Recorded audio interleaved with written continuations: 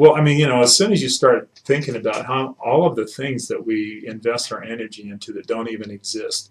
I mean, we talked about, light and dark. Okay, light's measurable, dark is not. So that means dark doesn't exist. It's just the absence of light.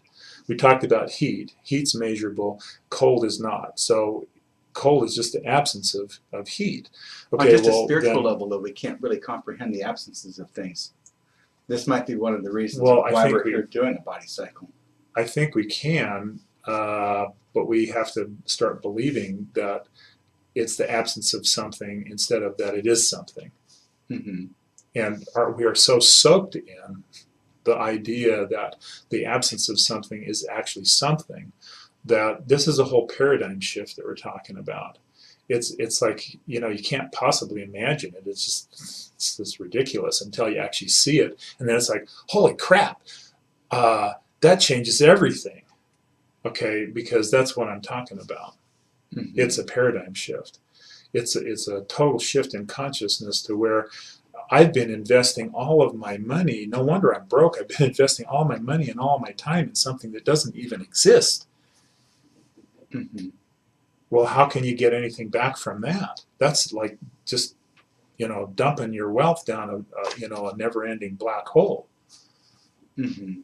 You can't expect to get anything back from it. But yet that's the way our society is. What our society is built on is actually acknowledging all of these areas in which we are putting all of our energy and all of our attention into things that don't even exist. I mean, what if we focused on life as being the only thing that existed, I'm thinking and death is only the absence of life, and the whole perspective on death would now transform, and you go like, well, death just isn't even real. It's life that's real.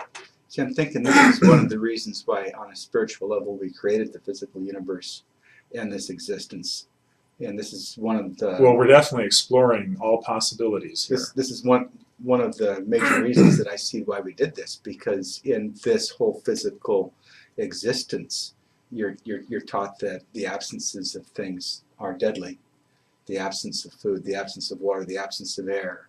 It's a crisis-oriented reality that we built, and that's all ego substantiating, so that ego justifying, so that we could experience a world that was just the opposite of where you can't even comprehend absences.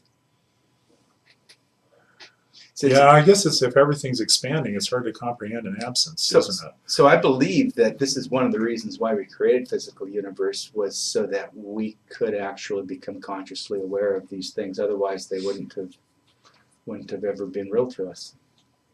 So this might be getting into the one of the reasons why we as spiritual consciousness made all this. It might be one of the 500 reasons why we're here. Or 500 million reasons why we're here. Yeah. Yeah. But it seems to tie into, because it's a really cool, when you look at it that way, it is a really cool reality. Uh-huh. Where the absence of thing is deadly. And then our whole... though that's going totally against what I'm trying to move out of. Uh-huh. Because the fact that we believe the absence of things is even real is a problem. On a physical level, we spend our whole life accumulating things that we don't have. You're losing me here. That's because I'm over in a whole back brain physical reality, and okay. From a physical reality, mankind, what is our purpose? Survival. Uh-huh. Physical reality, the purpose is survival, and there's nothing beyond that except accumulation of wealth. Uh-huh. Which is where we take it with, right. As we become more front brain with it. We try to create with that. Okay. And we accumulate stuff. And the only thing we can do is we can't create with that, because all we're doing is we're participating in a greater macrocosm of debt and death. It's just that we are accumulating while other people are paying for our accumulation. Mm-hmm. Instead of the mutual accumulation, mutual edification of all, which is actually possible if we all have our birthright life, and we're participating in our birthright life potential, then the meshing of the gears fits together so infinitely supportively that everybody will, attain a higher level of being with every interaction. Mhm.